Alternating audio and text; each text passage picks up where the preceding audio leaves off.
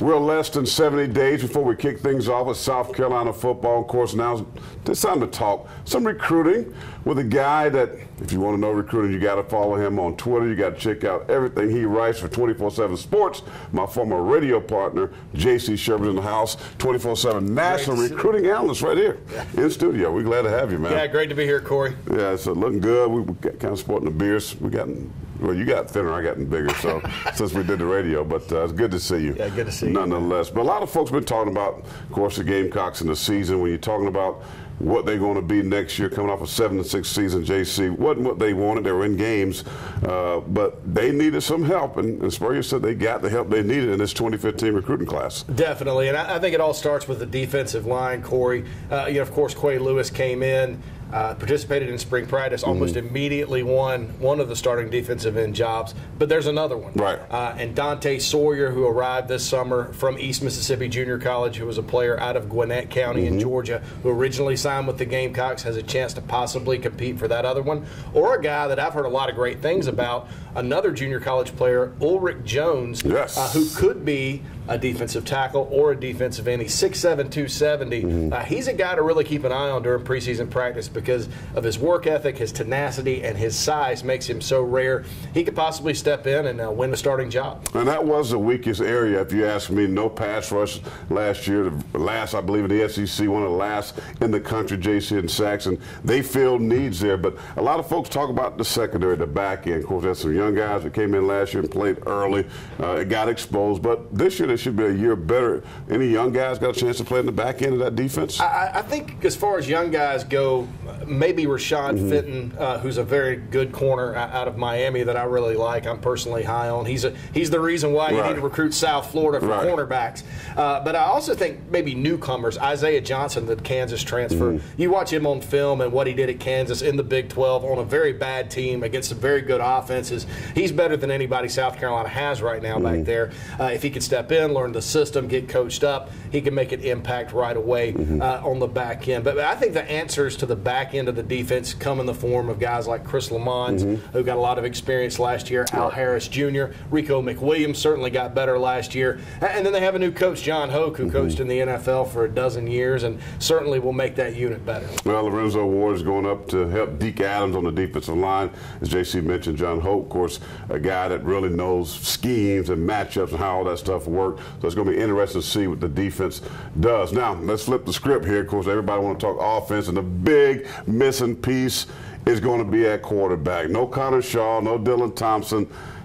Connor Mitch is here. This Nunez kid, who everybody seemed to think, JC, could be a Deshaun Watson. What's going to happen there? Well, first and foremost, I think it's really, you don't need to compare anybody to Deshaun Watson because of the season he had last year when he was healthy and sort of the maturity he brought to the table. You know, Deshaun Watson was the all-time leading passer in the state of Georgia history. He started for 4 years in high school.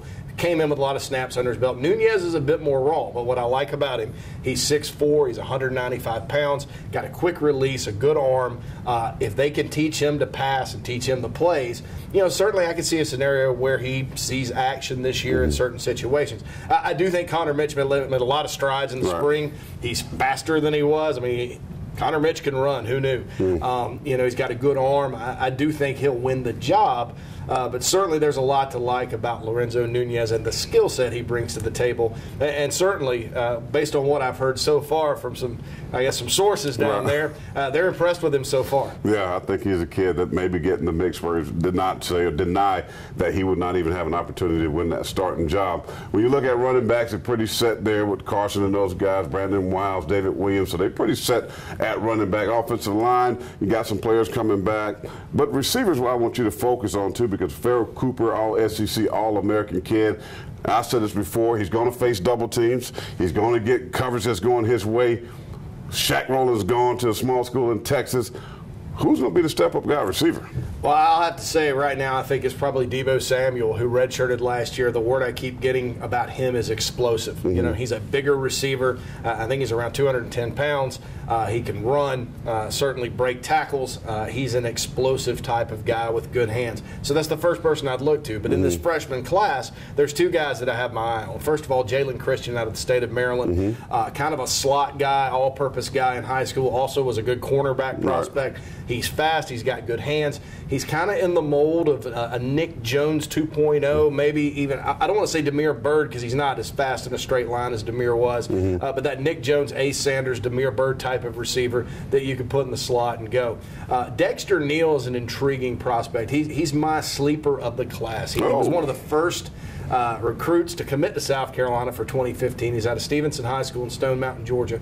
6'4", 205 pounds, very athletic. Actually got drafted by the Atlanta Braves in the Major League Draft. The money in the draft pick wasn't quite there, so he ends up coming to South Carolina. At that B receiver position, which right now Terry Gujar and Shamir Jeffrey are kind of battling it out there. That third spot, I think Dexter Neal, they call him DJ, so DJ Dexter Neal I like DJ. Could end up making a move there just because of his size and hands and the skill set he brings. Well, so South Carolina got a lot of intriguing recruits that's going to come in, hopefully make their statement on the football field. Of course, again, as I said earlier, we're less than 70 days before we kick things off, Bank of America Stadium, North Carolina. By the way, you want more insight?